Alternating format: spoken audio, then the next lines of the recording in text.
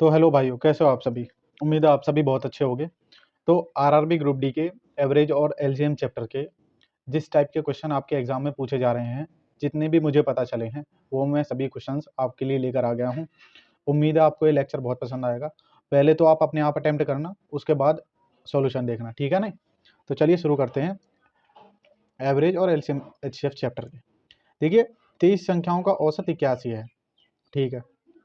यदि प्रत्येक संख्या में 5 से विभाजित किया जाए, प्रत्येक संख्या को 5 से विभाजित किया जाए और प्रत्येक संख्या में 2.5 जोड़ा जाए तो नया औसत पूछा है। ध्यान रखना, औसत की प्रॉपर्टी है ये, और इससे कई शिफ्टों में क्वेश्चन पूछा गया है।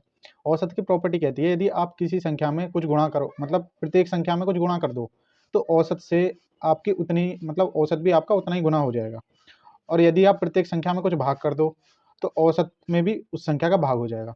अब देखो तो इसको, इसने कहा है कि प्रत्येक संख्या को 5 से विभाजित किया जाता है, यानी कि औसत है आपका 81। इस पे फोकस करो, 81 औसत है आपका। प्रत्येक संख्या को 5 से विभाजित किया जा रहा है, यानी कि औसत भी आपका 5 से विभाजित हो जाएगा, यानी कि अब आपका औसत इतना है। लेकिन अभी इसने लास्ट में बोला है और प्रत्येक संख्या में 2.5 जोड़ा जाता है। 2.5 जोड़ा जाता है मतलब औसत में भी 2.5 जुड़ेगा आपके में, तो प्लस 2.5।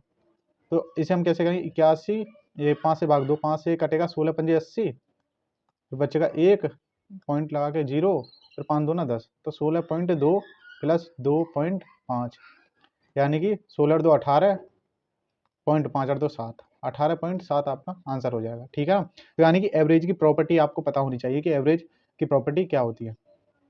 अब देखिए, ये शिक्षक वाला क्वेश्चन, ये कई शिफ्टों में रिपीट हुआ है, ये घूम फिर के यही क्वेश्चन बार बार, और इस क्वेश्चन में कुछ नहीं है। आप इसे 10 सेकंड में मुश्किल से सॉल्व कर लोगे। कैसे, वो मैं बताता हूँ आपको। कि किसी कक्षा में 26 विद्यार्थियों का औसत आपको 51 दे रखा है। ये ध्यान रखना, कई शिफ्टों में रिपीट हुआ है ये क्वेश्चन, है ना। 26 विद्यार्थियों का औसत 51 kg है। अब उसमें शिक्षक शामिल कर लिया, है ना। तो भार जो है ना, एवरेज भार, यानी कि औसत जो है 1 kg बढ़ जाता है, ठीक है जी। तो ये पूछ रहा अध्यापक का भार, यानी अध्यापक का वेट, यानी कि उसका अध्यापक का वजन। तो अब देखो, 26 का 51 है, आपको दे रखा है 26 का जो एवरेज है वो 51 है। तो आपको पता है पेपर में कैसे करना है, कुछ नहीं करना आपको। ये देखो बस कि पहले तो शिक्षक का आप कितना मान लो, 51 ही मान लो। कितना मानना आपको, शिक्षक का 51, इतना भी ये भी नहीं करना आपको। शिक्षक का आपने 51 मान लिया, जितना दे रखा है ना सबका उतना ही मान लो, शिक्षक का भी। उसके बाद ये देखो एवरेज कितना बढ़ रहा है, एवरेज बढ़ रहा है 1। अब देखो टोटल वो कितने परसेंट, देखो 26 तो वो थे विद्यार्थी और एक शिक्षक, यानी कि 27। तो यानी कि एक एक बढ़ रहा है, यानी कि टोटल वो 27 बढ़ जाएगा, है ना। तो शिक्षक की जो वो हो जाएगी ना, तो ये कितनी हो जाएगी, इन दोनों को जोड़ दो, 8 5 8 2 7, यानी कि 78 आपका आंसर हो जाएगा, ठीक है ना। इतना ही करना है आपको, यानी कि जो आपको ये दे रखा उसे ऐसे ही लिख दे। फिर ये देखना कि टोटल कितने हैं, टोटल 26, ये एक शिक्षक यानी कि 27, सब में एक एक की वृद्धि हो गई, तो 27 इसमें जोड़ दिया, ठीक है। अब देखो, ये संख्याओं वाले कि आपसे ये बोल सकता है कि प्रथम 10 अभाज्य संख्याएं, उनका औसत, प्रथम ये विषम नंबर, इनका औसत।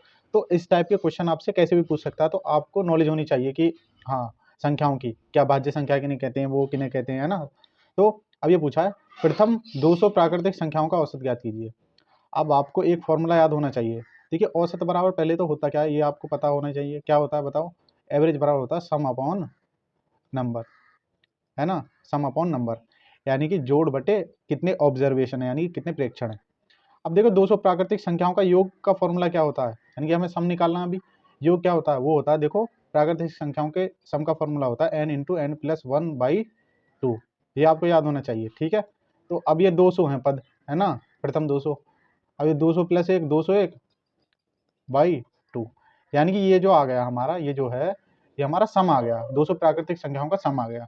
अब अगर हमें औसत निकालना है तो हमें क्या करना है, ये जो हमारा क्या आया है, सम आया है, इसको किससे भाग देना हमें, नंबर से। नंबर्स कितने हैं, 200, तो 200 से इसे भाग दे दो।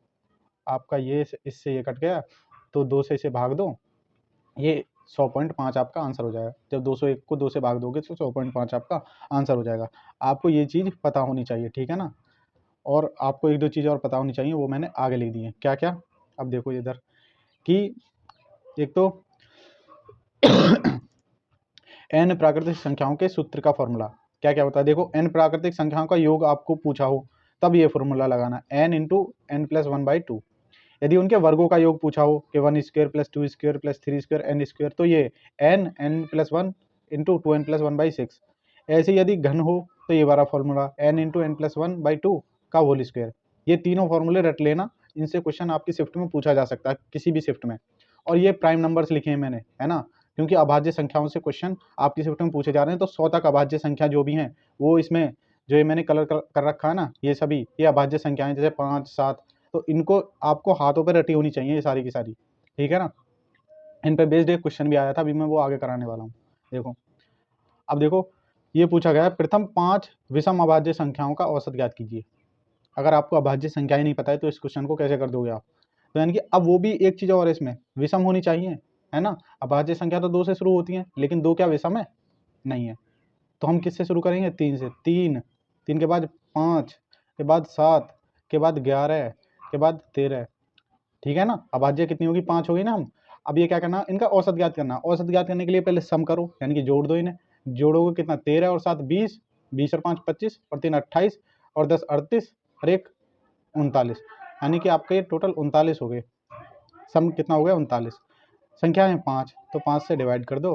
5 से क्या? 5 7 35 पॉइंट 4 बचा, 5 8 40, 7.8 आपका आंसर हो गया, ठीक है ना। तो आपको अभाज्य संख्याएं 100 तक पूरी याद होनी चाहिए। मैंने टेबल बना दी है, सॉरी 1 मिनट, उसका स्क्रीनशॉट ले लो, ये रही, इसका स्क्रीनशॉट ले लेना, ठीक है ना। हाँ चलो अब देखो, 3 संख्याओं में से पहली दूसरी से दोगुनी है, यानी कि कोई 3 संख्याएं हैं आपको दे दी, ठीक है जी, 3 संख्याएं दे दी आपको। ये कह रहा है कि पहली जो है ना वो दूसरी से दोगुनी है, यानी कि जो पहली संख्या दूसरी से दोगुनी है, यानी कि अगर इसमें 2 की गुणा कर दोगे तो ये पहली संख्या आ जाएगी, ठीक है। और तीसरे का आधा है, यानी कि और जो ये पहली संख्या है ना ये तीसरे का क्या है? आधा है। आधा है का मतलब हाफ है ना। तो अब यानी कि अगर ये मान लो मैंने 1 मान ली तो ये दोगुनी हो जाएगी, है ना, सीधी बात है भाई, ये तो इसकी दोगुनी है ना दूसरी की। अब ये इसकी आधी है, आधी का मतलब है तीसरी इसकी डबल होगी, डबल का मतलब 4 होगी भाई, ध्यान से समझो एक बार और। ये कह रहा है कि तीसरी की आधी है पहली संख्या, तो अगर हमारी ये 2 है तो ये 4 हो जाएगी, सीधी सी बात है ना। और ये कह रहा है कि पहली संख्या दूसरी से दोगुनी है, तो पहली संख्या दूसरी दूसरी से दोगुनी होगी, सीधी बात है। अगर ये 1 है तो ये 2 हो गई, है ना। उम्मीद है आपको समझ में आ गई होगी, थोड़ा बहुत मैंने वैसे बोल दिया है ना, ठीक है। चलो अब हमारी ये होगी 2 1 4, हमारी ये संख्या होगी। अब ये कह रहा है इनका जो औसत है वो 56 है। अब औसत कैसे निकालते हैं? अब देखो पहले इनका सम करो, 4 और 2 6 7, 7 आ गया सम। इनका औसत सम को किससे भाग दे दो? नंबर से। नंबर कितने? 3, ठीक है जी, ये इसका औसत आ गया। लेकिन क्वेश्चन में इसकी वैल्यू 56 दे रखी है, तो इससे 56 लिख दो, ठीक है। अब तो पहले और तीसरे नंबर का अंतर ज्ञात करना है आपको, तो पहले इससे इसे काटो, 7 8 56, तो 1 यूनिट की वैल्यू आपकी आई 8 या 24 आई आपकी, है ना। ये पूछा गया पहले और तीसरे नंबर का अंतर। पहला नंबर है कितना? 2, तीसरा नंबर है 4, इन दोनों का अंतर कितना बैठ गया? 4 में से 2 गया 2, तो 1 की वैल्यू 24 है, तो 2 की वैल्यू कितनी हो जाएगी? 48। उम्मीद है आपको समझ में आई होगी, है ना। अब देखो ये गलती वाले क्वेश्चन की कोई संख्या कितनी थी, अगर गलती से मतलब वो कुछ लिख देता है, ऐसे टाइप के क्वेश्चन आपकी शिफ्टों में पूछे जा रहे हैं कि 5 संख्याओं का औसत 24 है, यानी कोई 5 संख्याएं थी आपकी, उनका औसत था 24, ठीक है जी।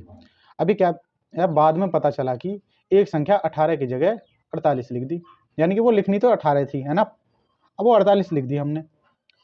या तो आप इनका एक काम करो, सम निकाल दो, या फिर आप क्या काम कर सकते हो, सम निकाल के वो वैसे कर लो, या फिर आप कैसे करोगे। अब देखो ये, यानी कि हमने कितनी, ये देखो ज़्यादा लिखी है कम, देखो 18 थी हमने लिख दी 48, यानी कि 30 हमने ज़्यादा लिख दी। कितनी ज़्यादा लिख दी हमने? 30। अब देखो ये 30 ज़्यादा लिख दी, तो ये कम करनी है हमें, ये कम करनी है पाँचों संख्याओं से। तो पाँचों संख्याओं से जब हम इसे कम करेंगे तो एक संख्या पर कितनी आगे पड़ेगी? 6, यानी कि 6 कम हो जाएगी। तो एवरेज भी है ना आपका 24 में से 6 कम हो जाएगा, यानी कि 18 हो जाएगा। अगर आपको ऐसे नहीं समझ में आया तो फिर पता कैसे करो, देखो देखो 24, 5 संख्या का औसत 24 है, यानी कि 24 पंजे 120, सम हो गया 120 आपका। फिर बाद में पता चला कि एक संख्या 18 की जगह 48 लिख दी, यानी कि सम कितना ज़्यादा लिख दिया? 30 ज़्यादा लिख दिया। तो अब सम को 30 कम कर दो, तो 120 में से 30 गया 90। अब आपका सम है 90, संख्याएं 5, 5 में बांट दो, 5 से काट दो, 18 पंजे 90, आपका आंसर आ जाएगा, ठीक है ना। ऐसे भी कर सकते हो आप इसे। अब देखो, अब ये एलसीएम एचसीएफ का क्वेश्चन है। जो मैंने पहले वीडियो डाली थी उसमें क्या हुआ था, मैंने ये उल्टे लिख दिए थे जल्दबाजी में। तो एक भाई ने कमेंट किया था कि भाई आपने ऐसा ऐसा लिख दिया, तो भाई वो जल्दबाजी में लिख गए थे। आप पता नहीं छोटी छोटी चीज़ों पर इतना बड़ा वो कर देते हो, है ना। तो एलसीएम आपका 64, एचसीएफ आपका 32।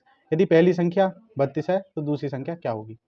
ऐसे क्वेश्चन न्यू मान लो, अगर एलसीएम एचसीएफ के क्वेश्चन पूछे जा रहे हैं तो 90% यही क्वेश्चन बार बार रिपीट होकर आपका आ रहा है। 90% यही क्वेश्चन बार बार रिपीट होकर आ रहा है कि एलसीएम एचसीएफ दे देगा, पहली संख्या दे देगा तो दूसरी पूछ लेगा, है ना। अब इनको करना कैसे, एलसीएम गुणा एचसीएफ, ऐसे करो बराबर फर्स्ट नंबर गुणा सेकंड। तो फर्स्ट है 32, तो सेकंड फाइंड करनी है हमें, गुणा सेकंड। जब 32 से 32 कट गए, सेकंड नंबर आपका 64 आ गया। बस खत्म, इतना ही है। ये तो आपको मुंह जवानी हो जानी चाहिए, तो मैं बस बता रहा हूँ आपको, है ना, ठीक है ना। पेन चलाने की जरूरत नहीं है ऐसे क्वेश्चन में।